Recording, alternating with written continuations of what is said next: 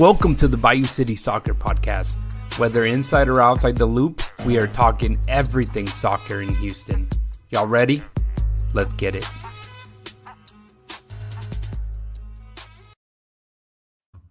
What up, H-Town? Isn't that what Rudy says? Something like that. What's up, guys? No Rudy, no Christian tonight. You got me, Dustin Richardson, joined by my friend Joey Chabala. Joey, what's going tonight, bud? What's going on, guys? How y'all doing? Yeah, Christian and Rudy are, I think, at the Rockets game, so we're in charge now. It's we're gonna try to make it through, mainly, not to try to embarrass ourselves. I think is our plan. So, yeah, we're gonna talk about some the Red Bulls game a little bit. We'll talk about the upcoming game, which will be tonight when you're listening to this, or if you're listening live tomorrow.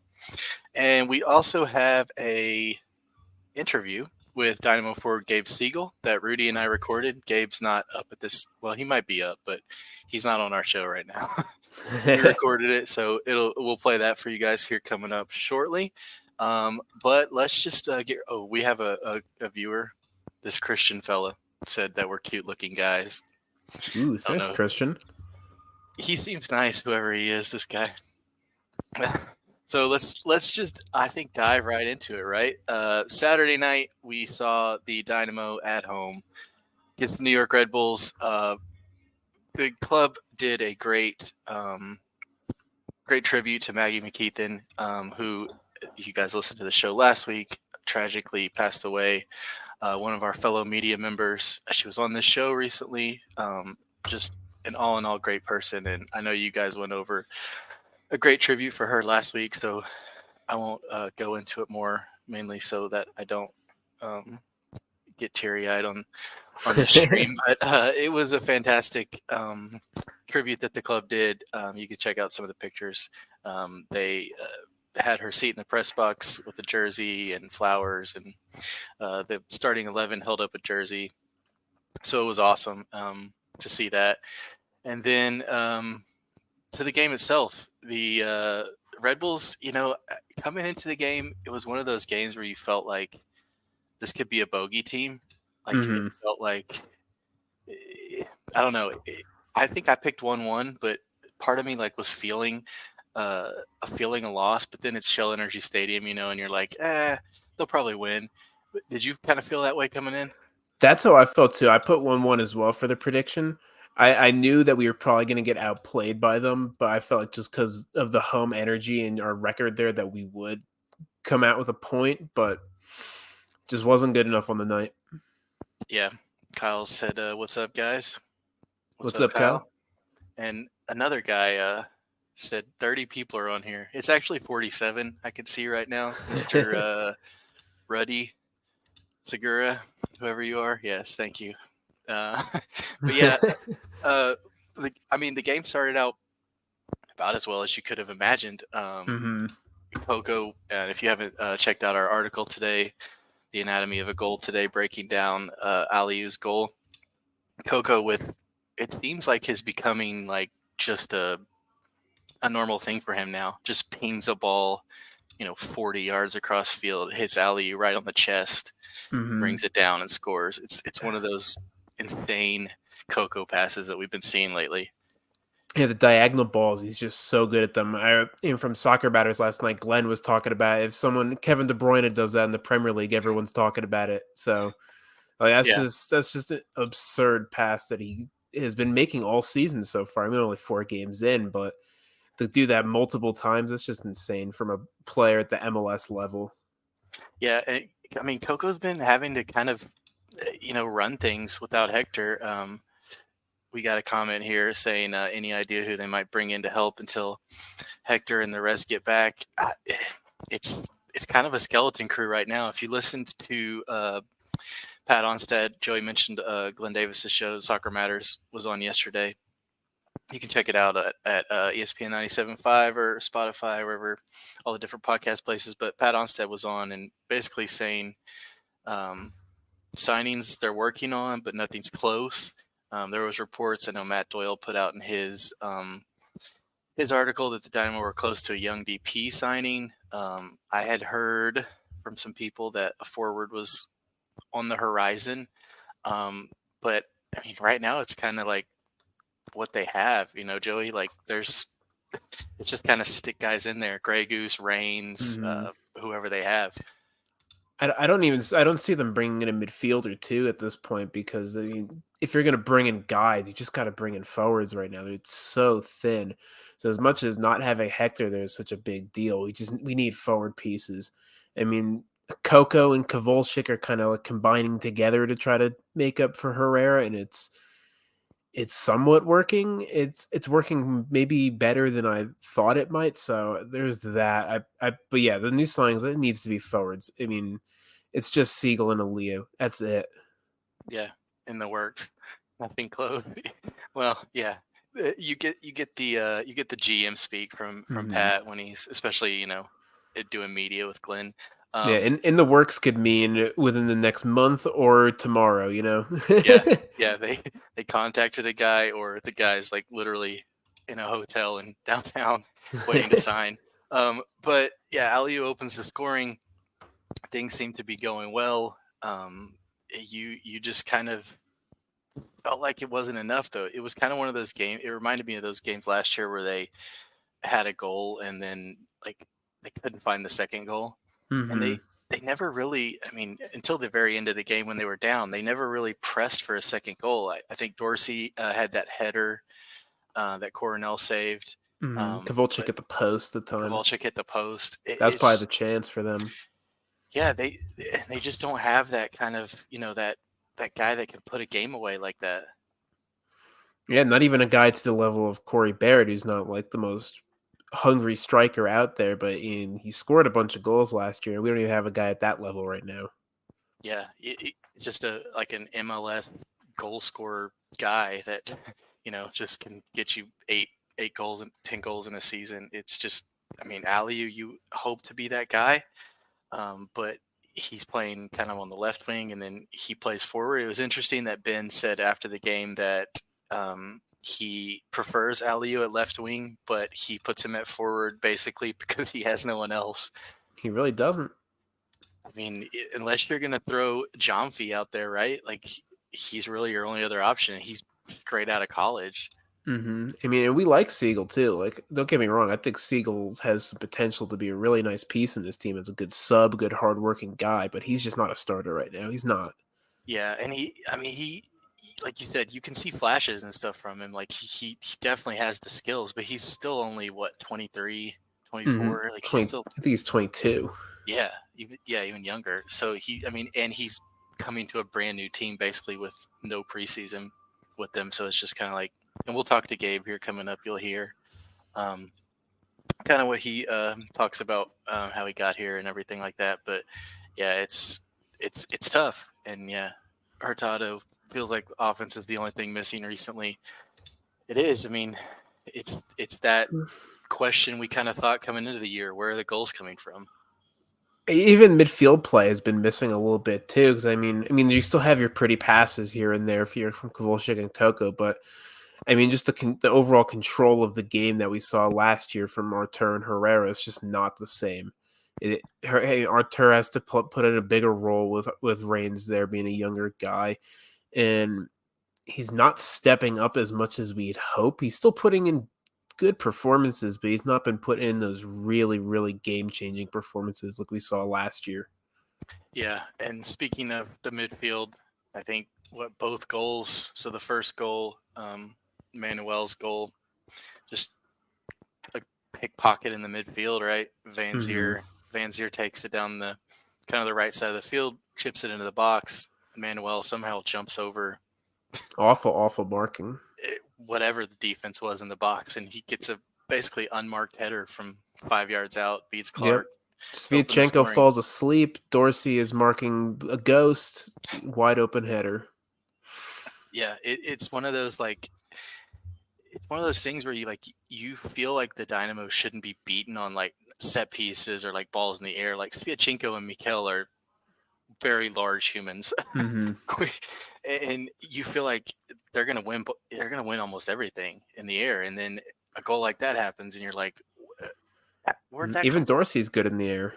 Yeah, for a a attacking right back. Mm-hmm. And then the second goal, I mean, I don't know what Arthur was doing. We watched the replay multiple times. Like the Red Bull press is something that, coming into this game, you're like, they're gonna press you. They're gonna press you in the offensive third. But Archer wasn't even pressed. It was a Nope. throw in. Unforced error. Came to him, and he just plays the ball for some reason right across Yeah. the field. It's like in FIFA when you pass to the wrong direction and you're trying to pass. You're trying to pass the guy up the wing, and someone passes in the midfield. Yeah, you you just you just hit it the wrong way, and it goes right to Lewis Morgan, who I give him credit. It was a great finish. I mean, he just Wonderful goal. blasted it past Clark, 2-1, and that was the end.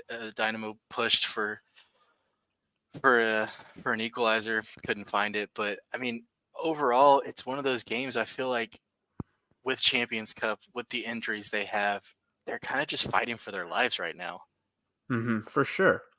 It's really hard. I mean, it's really impressive for Ben that this hasn't been a disaster start. I mean, getting this group of guys, trying to rotate them in between these games and getting at least decent results. I mean, they're not obviously not good results. Still haven't won an MLS game, but you got a point in Kansas City, who's a good team, who also should have got 3 points against Philly, who's a very good team.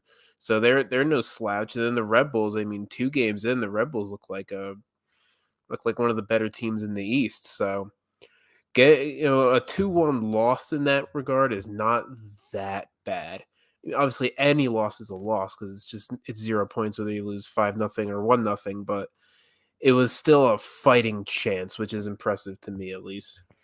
Yeah, especially at home. I mean, they've been so good at home, and I think that was their first home loss since I want to say we had looked at it. It was the Charlotte game in Leagues Cup last year. Their last home loss, which is crazy when you think about it. And that was another game where that was the crazy Mikel giveaway. Yeah, another unforced error. Just played a nice through ball to I don't remember Engyamang or somebody on Charlotte, but yeah, that big guy. yeah. But after the game, talking to Ben, we talked about this. I asked Ben about Arthur's mistake, and he basically said like it's blasphemous to blame Arthur because he's our best player. At first, I was kind of like, I don't know how I feel about that answer, but you had a different opinion. Yeah, I think he has a fair point because Arthur puts in the work every single game. He usually puts in a 7 or 8 out of 10 every single week. It's just what we're used to from Arthur. And the one odd mistake, it's hard to just really go in on him because he's usually is so consistent. So I understand Ben wanting to not throw him under the bus because it is hard to throw a player under the bus, especially the 2 players that made mistakes. You don't want to really throw young players under the bus with Reigns, and you don't want to throw in your usual most consistent player under the bus either. So I don't agree with what Ben said, but I understand why he would say that in a public setting like that. Yeah, and Ben's a veteran. Like he's played for 20 years. He's coached now for another 15 years. Like he knows exactly what he's doing. He knows he knows who he needs to get after, and he knows who he can just kind of say it's an off day. He never puts down players. That's something that's very consistent with Ben. He's never putting down anyone ever. Even last year with the Seva stuff, he was like very just kind of tiptoey with like, well, he needs to play defense, or he wasn't just straight out like Sebas is being lazy. Yeah, even with Baird too, and we pressured him on Baird having awful form to start the year. It was just he's putting in the work. It's gonna come. It's gonna come. It's gonna come. And he was right. It came.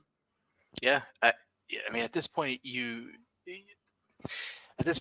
have to trust Ben. I think like we've. I mean, there's the obvious. The team loses the first game of the season. Obviously, there's the fans on social media that start to freak out. Right? There's the this team isn't good enough. What are they doing? Not signing people? Why isn't Mbappe on the team? All that stuff, fire Ben stuff. But we've talked about this a little in our in our chat and stuff. At this point, not knowing when Hector's coming back, and from what it sounds like, what Pat was saying, a couple of months. We're talking like May, June. You kind of want to just tread water here, right? Mm-hmm. Just got to stay afloat because I mean, this is MLS. So we did see talk about Sporting Kansas City again. I don't think they won a game until almost May last year, and they finished the year out as the hottest team. They knocked off the 1 seed in the West. So MLS it's really about what you do from August on at this point. So yeah, the nine team playoff definitely. I don't want to say allows for mediocrity, but allows you to kind of have those lulls or those periods of time where you just don't string any results together. And then, like you said, SKC all of a sudden just turns it on. You throw 4 or 5 wins together, and all of a sudden you're back up into, 8th or 9th, and you're looking at the playoffs. yeah, I mean, yeah, as long as you're not like as big of a hole as like Miami were last year, like by midseason, you could get your players back in, and you'll get right back in it. Yeah, and I think that's part of it too. Like you're trying to kind of integrate these guys into the starting lineup that haven't really played together a lot. The midfield, Aliu, Siegel, these guys that are all just basically patchworking them together. So we saw at the beginning of last year, it was basically a brand new team, right? It was 19 new players or something, and it was them slowly learning to play together. There's not really that many new players this year, but it feels like they're kind of doing the same thing again. Yeah, I mean, a lot of the new players that are playing because of necessity. I mean, Gabe Siegel, Young Gregus, these guys weren't brought in to be starters. I mean, Reigns as well. He was brought in a few years ago, but he's not meant to be the starter this year. I mean, Tate Schmidt as well, Sebastian Kowalczyk. These guys weren't expected to be starters, but here we are trying to integrate them into the starting lineup early into the season because we have no choice. It's interesting. I wanted to bring up the Kowalczyk thing. We got to talk to him today for the pregame presser for CONCACAF, and I asked him about. He's played in every game. I went back through the game log just to double check. Like, basically, he came to the team last year, barely got off the bench, and now this year he's like taken over. And I asked him about that, and he kind of laughed. And then Ben took the question. If you see the YouTube of the interview, it was pretty funny. But Ben basically saying that he's super happy that Sebastian is able to get into the team and stuff. And then, so I think everyone's pretty pleased with the way Kowalczyk's playing. But then there's, Bossy, right? So, where is this Bossy Kowalczyk duo, and can they play together, or is it a one at a time kind of thing? I think they have to try to get them both in at this point because, I mean, you could try to fit to the tactic, but when you're so thin, you just got to get the best players out on the field. I would probably put Bossy into that more deeper position because I think Kowalczyk maybe is a little bit more of a goal scorer. I mean, Bossy, he doesn't really produce much in the penalty box unless it's from a penalty kick. Well, I think Kowalczyk has a little bit more flair. He's a little bit more willing to take some shots, make some more risks. So that's what I would do. I would let Bossy, dictate the tempo a little bit more, drop deep, try to collect the ball, help with the build-up because Archer definitely needs the help. You see guys like Tate Schmidt, he really needs the help as well because he's not been great playing out of the back. And we're so used to having Hector drop in there. He's constantly moving, constantly opening up different passing lanes, and it just makes everything so easy. But the sport is not that easy when you don't have a guy like Hector on the field. So I think Bossy might be the closest to it at this point from a technical level. Yeah, I think Ben even mentioned that when he was talking about the difference between them, how Kowalczyk is more of a, gets in the box, can score goals kind of player, where Bossy is more of a kind of not deeper line, but deeper than Kowalczyk is, kind of picking out passes type player. So, yeah, I think at this point, they're two of your best players, right? And with especially the way that the roster is right now, I mean, they have basically kids on the bench. There's not a lot of options for Ben and when he makes subs. So at this point, you kind of have to find a way to get your best players on the field. And if that's Bossy and Kowalczyk, both at the same time, yeah, I mean, I think you got to kind of find a way, find the tactic that works. Yeah, I mean, we need to start getting Escobar on the field as well. I mean, I know he's coming back from his injuries, and Ben's probably just trying to slowly integrate him back in, but he really needs to get back on the field. And Tate Schmidt's been pretty solid filling in for him outside the St. Louis game, but Escobar, I mean, Escobar came in for the second half of that game, and you just see the difference in quality.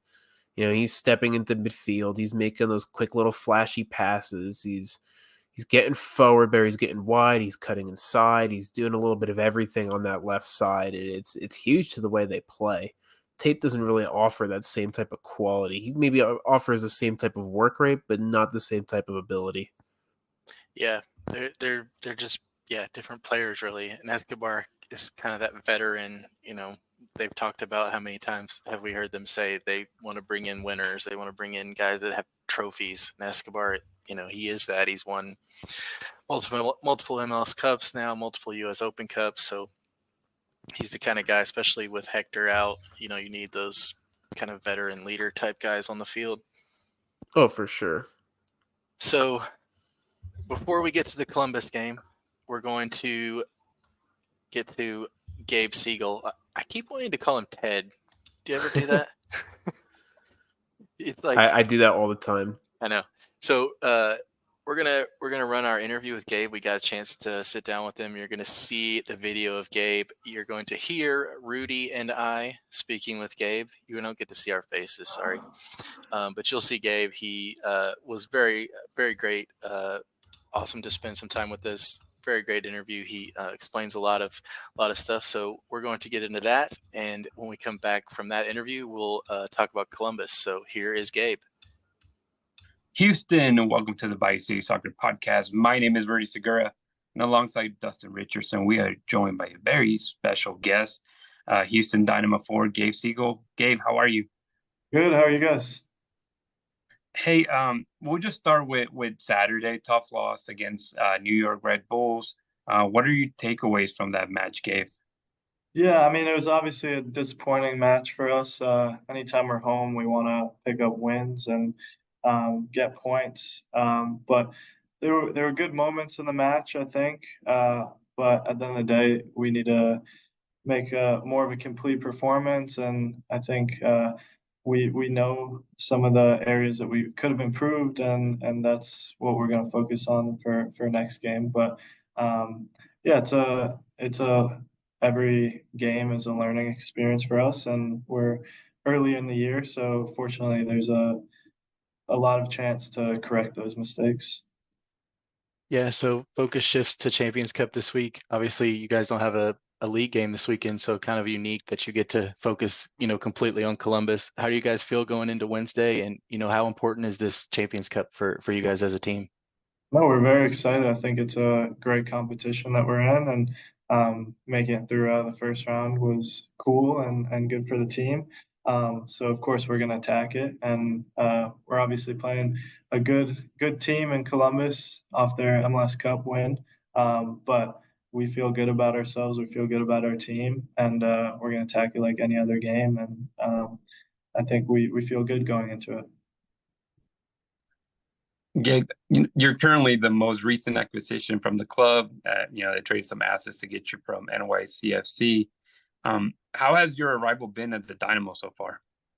Oh, it's been great. I was excited that I was able to come here, and it's been nice so far, fitting in with the group. It's a great group of guys, great coaching staff, and a team that had a lot of success last season, and has aspirations to build on that. So it's definitely environment and team that's exciting to be a part of, and it's been cool to fit right into that right away and get some opportunity. And yeah, just looking to build off the momentum and have a great year with the team. Yeah, so Gabe, you're from the DC area. Obviously, Ben Olsen, probably a name that you knew growing up. What was it like, kind of watching Ben as a kid and now being coached by him? What's that dynamic like? It's great. He's an amazing guy. I back in the day when I was younger, I used to do some training with DC United, so I had a chance to get in front of him when I was younger, and I elected to go to college at that point.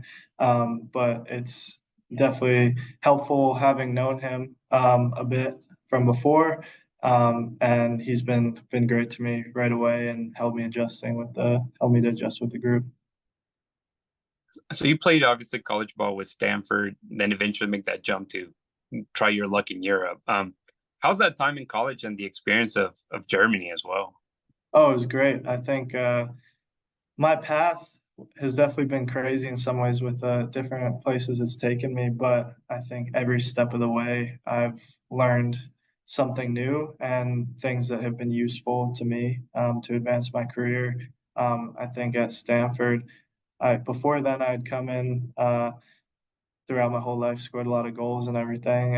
And at Stanford, I think the thing that stuck out to me right away was the emphasis on the defensive side of the game, even as a forward, where when you're an academy player and you're scoring a lot of goals, there's not as much accountability or pressure to really focus on the defending. Although I tried to when I was younger, but not to the level that I would be taught at Stanford. And I think the discipline, the working hard, the mindset, and the defensive part of the game, I think I really, really grew in college under Jeremy Gunn, the program there. Um, it's a really um, it's a really great environment for becoming mentally tougher and kind of learning the things that you need to, not just in soccer but in life. So I was very thankful for that. And then after that experience, had I had trained a little bit during COVID in Germany when there were a lot of restrictions at Stanford, and I'd gotten an offer to move over during that time, and that was just after that was in my sophomore year. But I elected to stay at Stanford, wanted to get farther in my degree, and wanted to do more with the team there. And then after 3 years, that's when I made the jump over to Germany. They still at that point. Had interest in me at Cologne and wanted to bring me over. And I thought, why not? It's a great experience to test myself and try and just hop right into the second team over there. And then if I did really well, maybe I could make the jump even higher. And I don't regret that decision one bit because I think it was a challenge that really pushed me and pushed my boundaries. And also, I learned a ton in the time that I was there with the soccer, the program, and the environment in that league. And I think it really prepared me for the next step of my career when I went to New York, and also obviously the off the field aspect of just moving to a different country, not really knowing anybody. But I think at that point, I had the offer to go to New York, and I thought it was the best decision for me for first team soccer. And once I got to New York, I trained hard and made my way into the team there, and then had some success. And then yeah, now over to Houston and looking to build off all that. Yeah, so you got to Houston kind of thrown right into the fire, right? You guys just had a game straight away. Your first MLS game, obviously your first game at Shell Energy Stadium, you score the equalizing goal. What was that like, just being able to get that goal? And then your celebration, was that a little Jude Bellingham? Where'd you get that from? I mean, to be honest, the celebration was just it just came to me in the moment. I kind of it was all a whirlwind coming on a few minutes later, getting the goal, and then I just happened to be right in front of the fans where I landed after the header. So I just put my arms up, and the other guys came to me. But yeah, that was a great feeling to start my Houston career off like that. I came here with the goal of scoring a lot and helping the team succeed.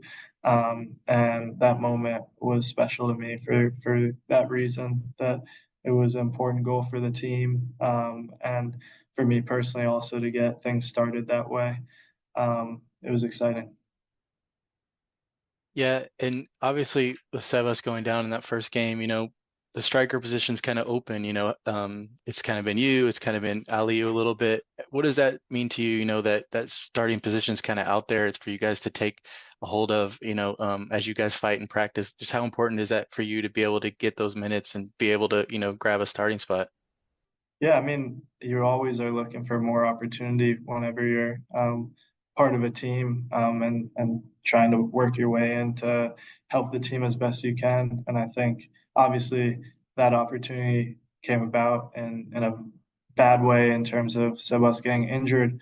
Um, but at the same time, you got to be ready, next man up, and all that. So the experience for me is honestly really, really important, especially at this stage of my career, still being a young forward uh, and not having a ton of professional experience yet. I think every minute that I can get, honestly, I'm learning more and more. And it's sometimes tough because you once you step into that role, you want everything to go right all at once. You want to score goals every game. You want to help the team uh, win every game and be a part of that. And I think it's important for me to also realize that it is still a growing phase for me, getting used to starting at this level. And I'm very confident that I'm ready for it, but also that I can keep growing and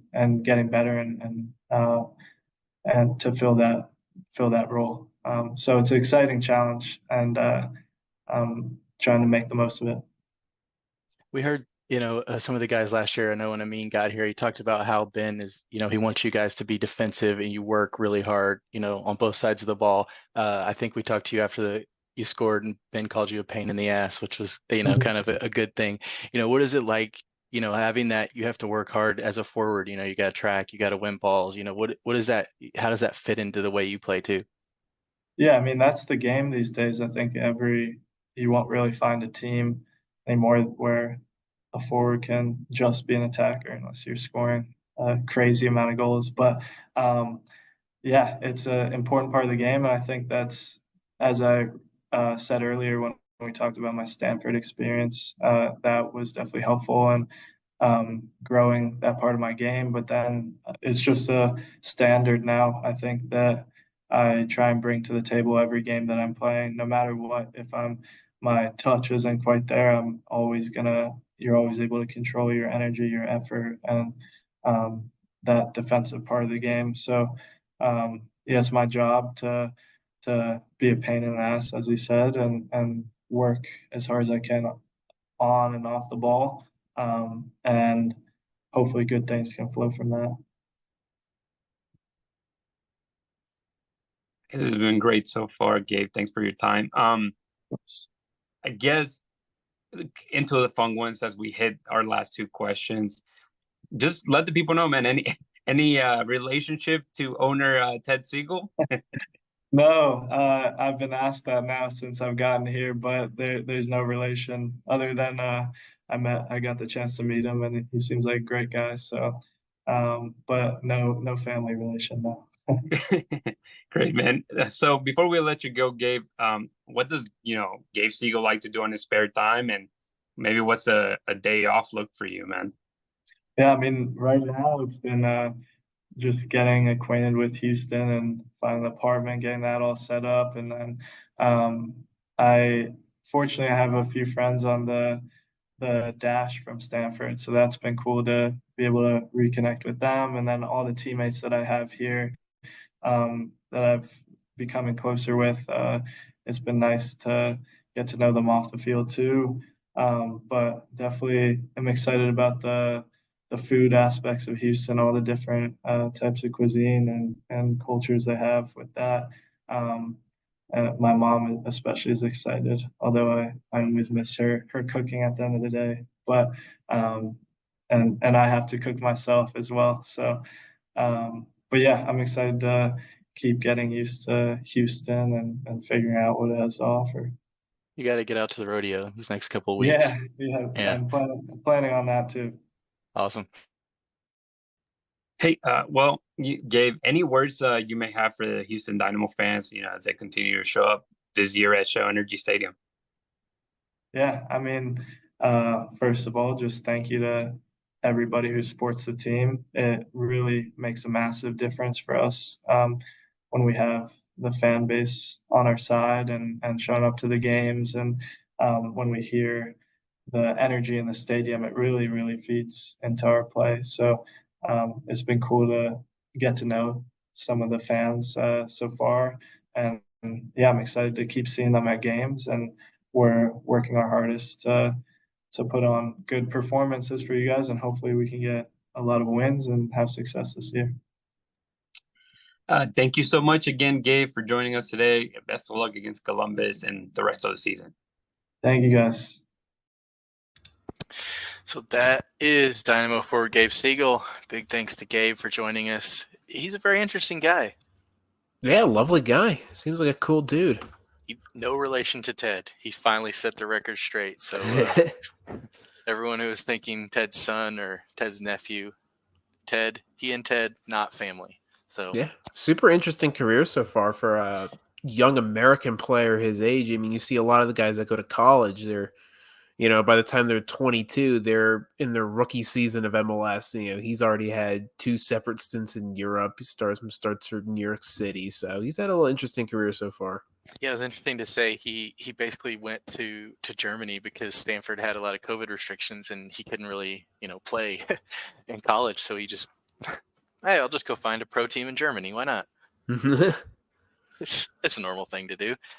So yes, big thanks again to Gabe for joining us.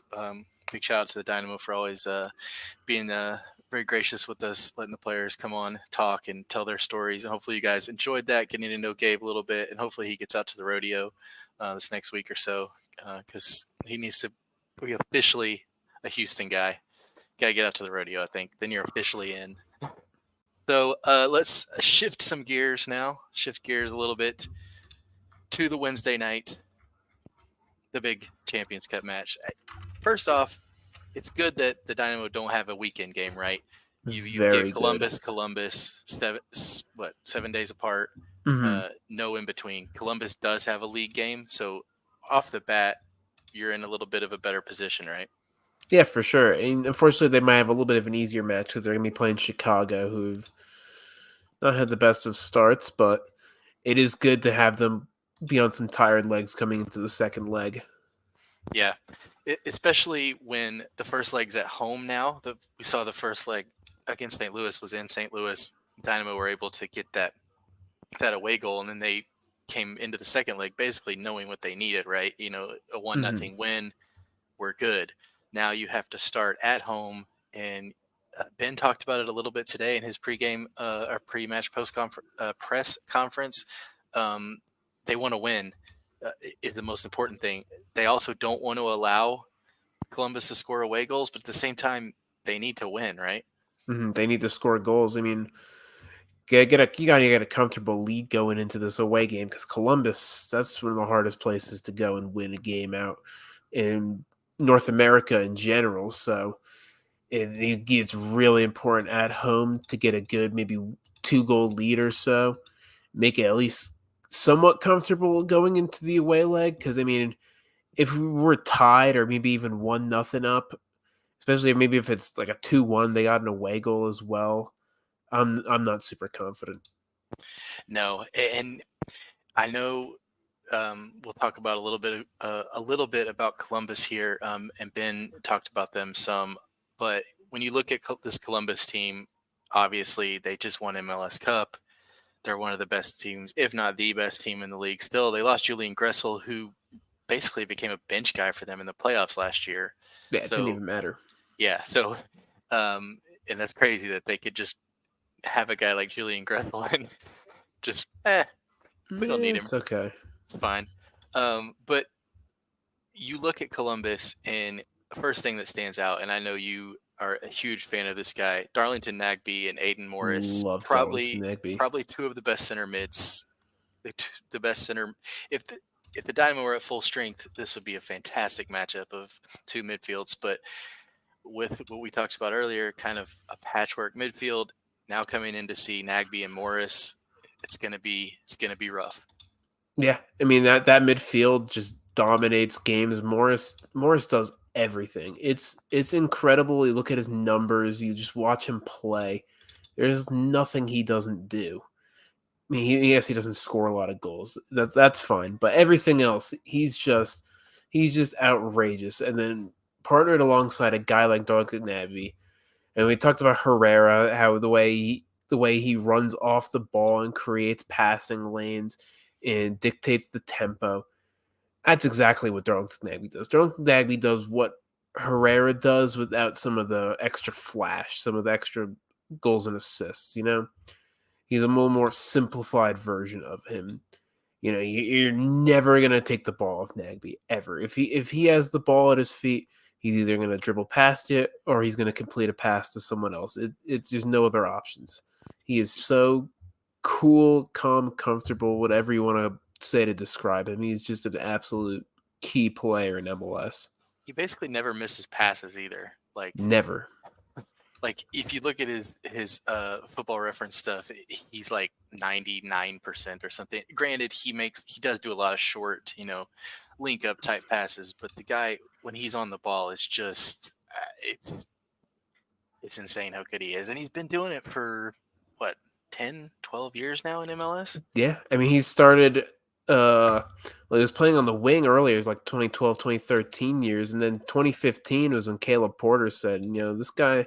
He's not scoring enough goals as a winger. Let's try him in midfield. And that was like one of the best decisions I've ever seen a coach make in this league, because that just transforms him from a good winger into an elite midfielder who went on to win MLS Cup with Portland, Atlanta, and then 2 with Columbus. So yeah, crazy.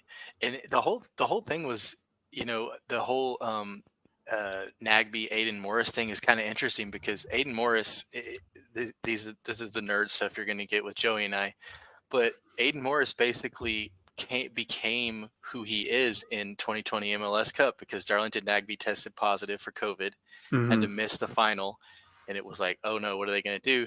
They stick this guy Aiden Morris in that no one's ever heard of, and he's a superstar, and he had an amazing game. I think he was like 17 or 18, something crazy in that game too, and he just balled out of his mind in a freaking cup final.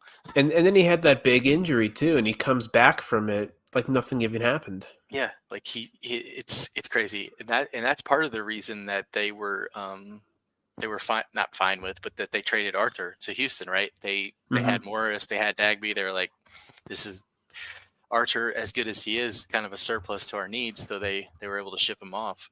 Yeah, so thank you, Aiden Morris. Thanks, Aiden Morris. Kyle said home crowd needs to be loud tomorrow. Get up early and stay up. Yeah, not like the Red Bulls. Yeah, we talked about that a little. It's going to be tough against this Columbus team. I mean, we talked about their midfield, right? Their attack. Maybe we didn't even talk about the elephant in the room here. Even as deadlier as they are, and this is a Columbus team that has Lucas Zelleran, who was arguably one of the best 10s in MLS. He leaves to go, to the Middle East, and they're like, let's just bring in Diego Rossi. Haven't skipped a beat since Rossi came in too. They arguably got even better. I mean, we haven't seen Rossi maybe put up the same type of numbers offensively as Zelleran did in terms of goals and assists, but the way they play with Rossi might be a little better, and it seems to have unlocked Cucho a little bit more and unlocked some other guys like Matan and Ramirez and what's the younger guy's name? I can't remember his name, the young Canadian striker. But seem to really unlock those players in a different fashion than Zelleran did. Russell Rowe, that's who I'm thinking of. Jason Russell Rowe, yeah. Mm-hmm. It was and that's you look at this Columbus team, and obviously they have Cucho Hernandez, who we haven't even talked about yet, who's one of the best number 9s in MLS. They have Rossi, they have the big guys, but their academy, their young kids, their Columbus Crew 2 team, who was champions of MLS Next Pro. Then they went to the final, I think, last year and lost to Austin. They're just churning guys out like Patrick Schulte, their starting goalkeeper now, who's becoming one of the the better goalkeepers in MLS. He came up through their academy, came up through their MLS Next Pro team, and now he's, top 5, top 10 for sure goalie in MLS. And it just kind of shows you what you can do when you build this Sean thing up. Zawadzki as well. Yeah, Zawadzki's excellent. And then what really tipped them over, I think, was bringing in Wilfred Nancy and kind of changing the way that they played the whole 3-4-2-1 kind of Nancy ball. He was fantastic in Montreal. Then you gave him the Columbus players, and it seemed unfair. Mm-hmm. And he's really just elevated a lot of these players on this team that you maybe wouldn't even think would be that great. Like Yaya Bow, his first year in MLS, he was really bad. And next year, he's one of the best wingbacks in the league. Same with a guy like Mohamed Farsi, just out of nowhere. And then probably one of my favorite players on this Columbus team is Malta Amundsen. This guy is an absolute baller. He is so good from center back. He steps into midfield. He dictates play. He makes things happen. He contributes in any way, shape, or form you could want from a center back in the modern game. He's absolutely incredible, this guy. And it was NYCFC, I believe. He just wasn't contributing much to them. And then he comes over to Columbus Crew, and he's one of the best pieces in a winning cog or a winning machine in MLS. Yeah, Christian Ramirez too, kind of like one of those bounce around guys. He went and then he was in Houston for a minute, went over to Scotland, did well there, came back to MLS, and now he's just scoring goals again. But on the game, first leg, massive game. You obviously cannot lose. I think that goes without saying. No, we lose, it's over. You can't go to Columbus with a deficit, right? No. Can't even go with a draw, I don't think. I was just about to say, even drawing, maybe 0-0, because then you're still sitting on that away goal tiebreaker. But even then you're counting on a scored draw in Columbus. Mm-hmm. Kyle says Clark shutout. Trust me. Hopefully. The one thing I will say is this Dynamo team dominated Columbus last year when they came to Shell Energy Stadium. They were missing a lot of pieces, though. They were. That was my next thing. They were missing. I don't remember. I want to say it was like a midweek game. Yeah, it was. They were coming off. Was it an Open Cup game? Maybe something. Yeah. Let me pull up their lineup from that game because I remember it was exceptionally poor. Yeah, while you do that, we previewed the game with Massive Report, who is a Columbus site. If you haven't checked out our questions with them, BayouCitySoccer.net, click on the Dynamo and you can read that article there. But they talked about just how bad Columbus is as a road team. We hear that a lot with the Dynamo because it seems like forever and ever in their existence they've been bad on the road. But Columbus fans seem to also be not confident when the Dynamo go on the road. I mean, when Columbus goes on the road. So, I think they're probably confident, being as just they're a really good team. They had a bye in the first round of the Champions Cup for a reason. But coming on the road might be a little more difficult for them. We'll see. All right, so I got the lineup. So they were without. They had no Rudy Camacho. They had no Diego Rossi. They had no Yaya Boa and no Julian Gressel in their starting lineup. So they still had Morris Nagby. Yeah, Cucho played, I guess. Yeah, Cucho did play. So Steve Clark shut him out once. So look, Steve Clark can do it. The Dynamo defense can do it. It's one of those games where you can't afford to let them score, but at the same time, you can't be too defensive, right?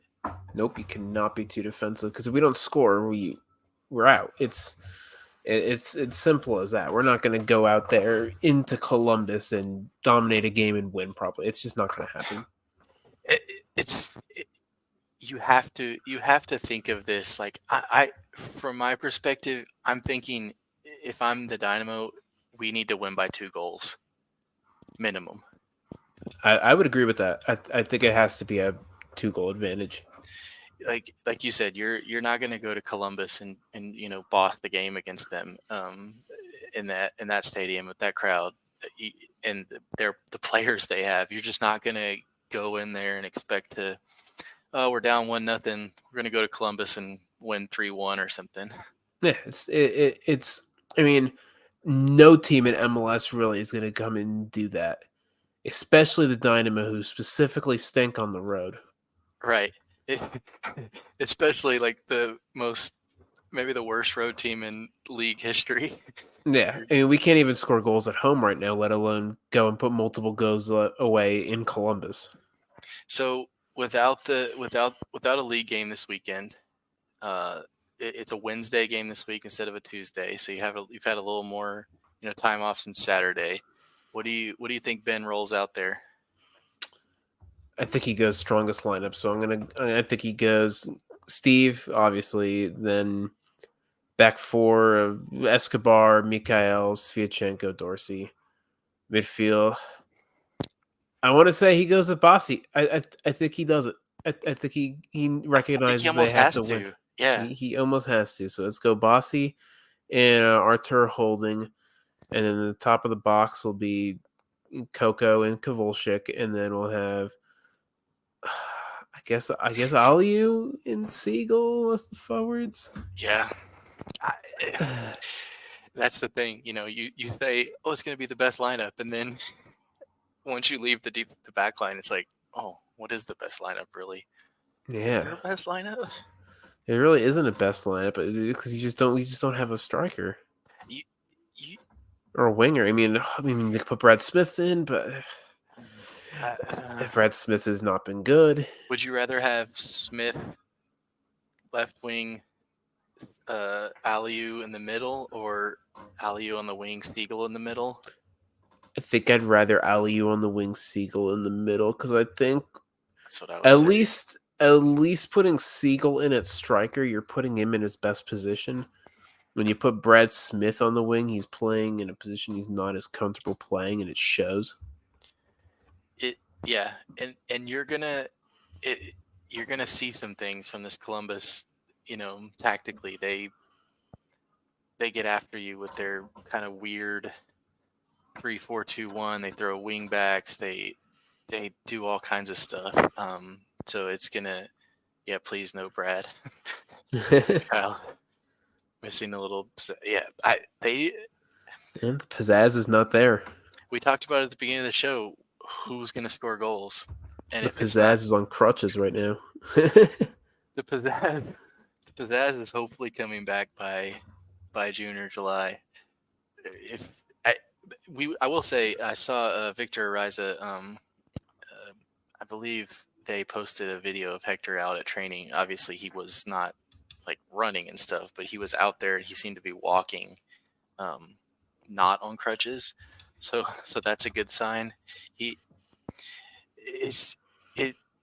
becomes worrisome because Hector is not young anymore, and he has put a ton of miles on those legs, right? Like the amount of games he's played in Europe and for Mexico, and he's been a workhorse his whole career too. And he is. He came last year. He played in dang near every game. I think he was suspended a couple times. He missed a game, and maybe a couple he had little knocks, but other than that, he played the whole Open Cup run, the whole regular season run, get to the playoffs. He's your guy, and right now you don't have that guy. He touched every blade of grass in all those games too. Yeah, he was everywhere. He was the team almost. His heat map is just a red box of everywhere Hector goes. One thing I thought of too, and I was going to ask Ben about this today, and didn't get the chance. But one thing you forget about with Hector. Well, I don't think you forget about, but one thing that Hector also does so well is set pieces. Like Hector's corners last year were phenomenal. Hector's free kicks, he even scored on a couple of them. But you don't really have that right now. Kovalchik's taking some of the corners. Whoever's out there, so you don't have that kind of dead ball specialist. Yeah, and Hector's able to take him on both feet too. I think we'll probably see Bossy come in and take him That's what I would have to guess. I mean, yeah, it was convulsions. Didn't Tate Schmidt take a few corners the other night? Yeah, I mean, you're kind of just like, hey, who wants to hit the ball into the box? Yeah, I mean, if we got like a free kick outside the box, I'd probably just give it to Ali or Siegel at that point. Just whoever could strike the ball the hardest. Yeah, you're right though. With Bossy coming back, it's he's the penalty taker, so he's probably your set piece guy without Hector, but it is what it is now. So we're getting close to an hour here. I don't want Rudy and Christian to never let us take the show over again. So before we finish up, prediction, we'll have a little picks article for you guys tomorrow on the website, but prediction for tomorrow, I think both of us, the way we've been talking about this game, it's not going to seem too good, but what do you see happening at Shell Energy Stadium? So I've picked 1-1, I think, for every single game so far. So I'm gonna change it up. I gotta go. We win 2-1 somehow. 2-1 Dynamo. Wow. 2-1. So who's scoring these goals? Who's scoring these goals? Aliu and Posse will be back with a penalty.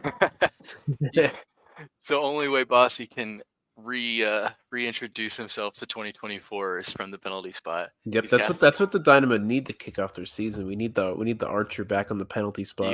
You gotta get the Kyle said own goals from the crew. I mean, you take those. Yeah, hey, take them. They wanna knock a few in. I've been back and forth on this game. I honestly like, and I'm usually the negative one of the group, and everyone kind of knows this. And Rudy will call me the negative one. I don't know how they win this game. Like it's gonna be a battle. But at the same time, I say that I don't. You can't count this team out. Like they're just so resilient and so just veteran led, and they don't quit. They fight. Even in that game against the Red Bulls, they were severely outmanned. They definitely won't get killed. That's not. No. I don't see that happening. No, I don't see them losing like 3-4-0. But that Red Bulls game, they were severely outmanned. The players that New York was throwing out there, they bring Lewis Morgan off the bench when they had that injury, and it's like you and I were in the chat like, oh great. Yeah, that's probably worse for us. Yeah. Because the guy who scored 15 goals the other year. Exactly. He comes off the bench. So it's gonna be tough. I think they maybe get a 1-1, but 1-1 I don't think is gonna be what you want going back to Columbus. Not at all. Not at all. So before we wrap up the show, I know this is Christian's part. He tells you guys about all of our social medias. You can see down at the bottom of the screen here if you're watching on YouTube, watching the video.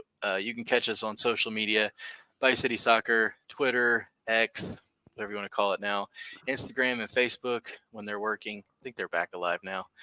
Bayou City Soccer on those. YouTube, make sure you subscribe. We put up all of the press conference videos anytime Ben or the players, Fran Alonso from the Dash, any of the Dash players, whenever they do talk, they don't talk as much, but never. when we get press conferences with them, you'll see all that up on our YouTube. So make sure you subscribe to that and be on there. We will have a bunch of content for you guys coming up on Wednesday before the game. We'll have our picks. We'll have the preview.